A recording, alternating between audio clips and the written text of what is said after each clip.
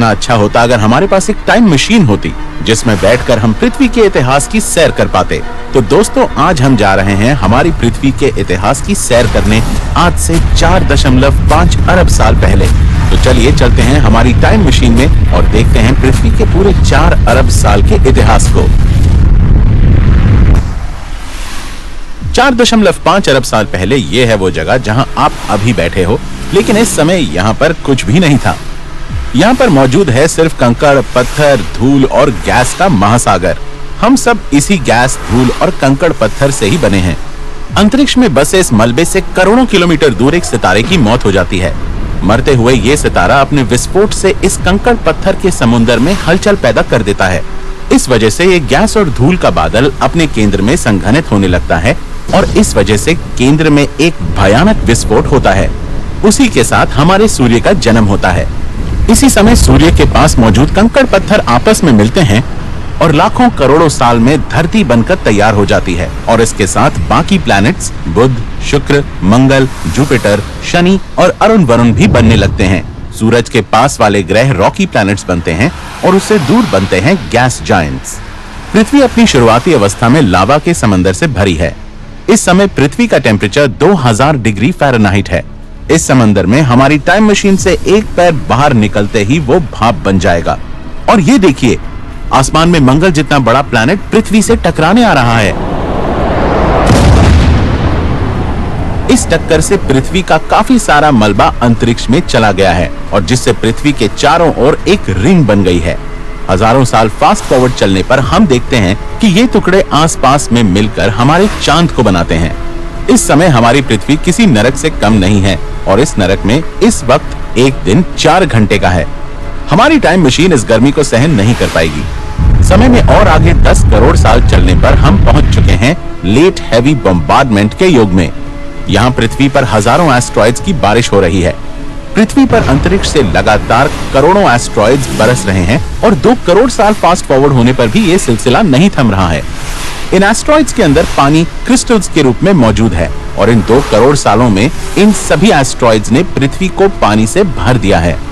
3.8 अरब साल पहले हम देखते हैं कि चांद पहले पृथ्वी के पास था, लेकिन इन दोनों के बीच की दूरी बढ़ने लगती है और इस समय जगह जगह ज्वालामुखी पानी से भरी पृथ्वी को चीरते हुए बाहर निकल रहे हैं। इस वजह से पृथ्वी पर अब जमीन उभरने लगती है और जगह जगह ज्वालामुखी विस्फोट से पृथ्वी पर छोटे छोटे आइलैंड्स बन रहे हैं। इस समय तक पृथ्वी पर पानी और जमीन पैदा हो चुके हैं और ये देखिए, पृथ्वी पर एक बार और एस्ट्रॉइड्स की बारिश होने लगी है। लेकिन इस बार ये एस्ट्रॉइड्स अपने साथ पानी नहीं बल्कि लाइफ लेकर आए हैं। इनमें मौजूद कार्बन और अमीनो एसिड पृथ्वी के महासागर में हजारों मीटर नीचे डिसॉल्व हो रहे हैं। इस समय महासागरों के अंदर मौजूद हाइड्रोथर्मल वेंट से निकलने वाले एलिमेंट से एक ऐसा केमिकल सूप तैयार हो रहा है जिससे पृथ्वी पर पहली माइक्रोबियल लाइफ पैदा होने वाली है। ये सिंगल सेल लाइफ ही हमारे सबसे पहले पूर्वज हैं। थोड़े और आगे चलने पर 3.5 अरब साल पहले पृथ्वी पर कुछ कॉम्प्लेक्स लाइफ की शुरुआत हुई। समुद्र के नीचे मौजूद स्ट्रोमेटोलाइट्स यानी पत्थर से दिखने वाले ये बैक्टीरिया की कॉलोनी सूरज की रोशनी को कंज्यूम करके ऑक्सीजन प्रोड्यूस कर रही है। अभी पृथ्वी पर ऑक्सीजन नहीं है, लेकिन 2 अरब साल फास्ट फॉरवर्ड चलने पर हम देखते हैं कि इन बैक्टीरिया ने पूरी पृथ्वी को ऑक्सीजन से भर दिया है और इन 2 अरब साल में चांद पृथ्वी से काफी दूर जा चुका है। इस वजह से आज पृथ्वी पर एक दिन 16 घंटे का है, लेकिन अभी तक 3 अरब साल बीत जाने पर भी हम पृथ्वी पर कोई कॉम्प्लेक्स लाइफ नहीं देख पा रहे हैं। इस टाइम पीरियड तक पृथ्वी की जमीन सूखी है, यानी कोई जंगल नहीं है। ये एक रेगिस्तान की तरह है। पृथ्वी पर इस समय हजारों छोटे छोटे आइलैंड्स मौजूद हैं। जिन 7 समंदर और महाद्वीपों को हम जानते हैं, इस समय तक उनका कोई नामो निशान नहीं है। 40 करोड़ साल आगे चलने पर हम देखते हैं कि पृथ्वी के अंदर की गर्मी धरती की परतों को उखाड़ने लगती है और सभी छोटे छोटे आइलैंड से मिलकर एक बड़े सुपर कॉन्टिनेंट रोडेनिया का निर्माण होता है और इस समय पृथ्वी 85 डिग्री के टेम्परेचर में गर्मा गर्म लाल तवे की तरह तप रही है और इतनी गर्मी में एक दिन 18 घंटे का होता है। हमारी समय यात्रा में आज से 75 करोड़ साल पहले सुपर कॉन्टिनेंट रोडेनिया टूटने लगता है। इस वजह से वातावरण में कार्बन डाइऑक्साइड भरने लगती है और ये कार्बन डाइऑक्साइड पानी के साथ मिलकर पृथ्वी पर एसिड के रूप में बरसने लगती है, जिससे यहाँ मौजूद रॉक्स ने एसिड रेन में मौजूद CO2 को अब्सॉर्ब करना शुरू कर दिया है और इससे एटमॉस्फेयर में CO2 की कमी हो रही है। कार्बन डाइऑक्साइड या CO2 की इस भारी कमी के चलते पृथ्वी का टेम्परेचर काफी कम हो गया है और इस टेम्परेचर ड्रॉप के चलते अब पृथ्वी बर्फ की मोटी चादर में ढकने लगी है और अब आइस एज के महायुग की शुरुआत हो चुकी है। इस टाइम पृथ्वी पर मौजूद बर्फ सूरज की रोशनी को अब्सॉर्ब करने की बजाय उसे रिफ्लेक्ट कर रही है, जिससे टेम्परेचर और कम हो रहा है। जहां पृथ्वी कभी शुरुआत में लावा के समुद्र से सनी हुई थी, वहीं यही पृथ्वी अब बर्फ की कैद में आ चुकी है। 1.5 करोड़ साल आगे चलने पर भी पृथ्वी बर्फ की कैद से आजाद नहीं हुई है।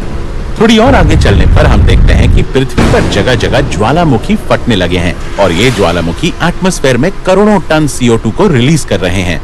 पृथ्वी पर फिर CO2 बढ़ रही है। इस कारण से पृथ्वी का टेम्परेचर अब फिर से बढ़ रहा है और अब लाखों सालों के सफर में हम देख पा रहे हैं कि पृथ्वी बर्फ की कैद से आजाद हो रही है। इस समय तक बैक्टीरियल लाइफ किसी तरह सर्वाइव करती गई और 55 करोड़ साल पहले पृथ्वी के समुद्र तल पर लाइफ इवॉल्व होने लगी। इस वक्त समुद्र तल में बड़े बड़े जीव पैदा होने लगे हैं, लेकिन अभी तक पृथ्वी की जमीन पर कोई लाइफ पैदा नहीं हुई है। थोड़ा और आगे चलने पर आज से 86 करोड़ साल पहले पृथ्वी पर मौजूद ऑक्सीजन और सूरज की रोशनी के बीच हुई केमिकल रिएक्शन से पृथ्वी पर ओजोन लेयर बनने लगी। ये केमिकल प्रोसेस 12 करोड़ साल तक चलती रही, जिससे पूरी पृथ्वी के चारों ओर ओजोन की मोटी परत बन गई और इस दौरान जमीन पर प्लांट लाइफ भी पैदा होने लगी। आज से 37 करोड़ साल पहले हम देखते हैं कि समुद्री जीवन अब जमीन पर हरकत करने लगा है, जिस वजह से आगे चलकर करोड़ों सालों में लैंड लाइफ पैदा होने लगी। इस समय हमें पृथ्वी पर कई विचित्र और बड़े जीव देखने को मिल रहे हैं। ये है बाज जितना बड़ा इंसेक्ट मेगान्यूरा और ये है बड़े बड़े मिलिपीड्स और स्पाइडर्स। इस दौर में ऑक्सीजन की मात्रा काफी ज्यादा होने की वजह से ये जीव इतने बड़े साइज के हैं। लाइफ जमीन पर पैदा हो चुकी है, लेकिन आगे चलने पर हम देखते हैं कि अचानक पृथ्वी की परतें उखड़ने लगी हैं। जगह जगह वोल्केनिक इरप्शन होने लगते हैं और हम देख सकते हैं कि किस तरह गोंडवाना आइलैंड में मौजूद इन जीवों की लाइफ खतरे में आ चुकी है। हम देख सकते हैं कि प्रकृति कितनी क्रूर है। हमें थोड़ा बचकर रहने की जरूरत है। पृथ्वी से निकलने वाले इस लावे से SO2 गैस रिलीज होती है, जो बारिश के साथ मिलकर सल्फ्यूरिक एसिड के रूप में बरस रही है। अब हम पृथ्वी पर लाइव एक भयंकर प्रलय देख रहे हैं। पृथ्वी पर होने वाली इस प्रलय में सब जीव मर रहे हैं। न सिर्फ लैंड लाइफ बल्कि समुद्र जीव भी खत्म हो रहे हैं। इसी बीच समुद्र तल से मीथेन गैस निकलने लगती है, जो पृथ्वी का टेम्परेचर और बढ़ाने लगती है। लाखों साल तक चले इस वोल्केनिक इरप्शन से पृथ्वी की 95% लाइफ खत्म हो चुकी है और आज से 25 करोड़ साल पहले पृथ्वी जीवन से शून्य हो चुकी है। ये पृथ्वी के सबसे खतरनाक प्रलय में से एक है। अगर हम यहीं टिके रहे तो हमारा खात्मा होना तय है। 5 करोड़ साल आगे चलने पर हम देखते हैं कि वोल्केनिक इरप्शन की वजह से पृथ्वी पर एक नए सुपर कॉन्टिनेंट पैंजिया का निर्माण होता है और इस बीच पृथ्वी फिर से हील हो चुकी है। वहीं हमारी पृथ्वी पर फिलहाल टेम्परेचर कम हो चुका है और ठंडी ठंडी हवाएं चलने लगी हैं और इस हरी भरी पृथ्वी पर एक नए सुपर कॉन्टिनेंट पर एक नई जीव प्रजाति डायनासोर्स का जन्म हुआ है, जो कि आने वाले करोड़ों साल तक पृथ्वी पर राज करने वाले हैं।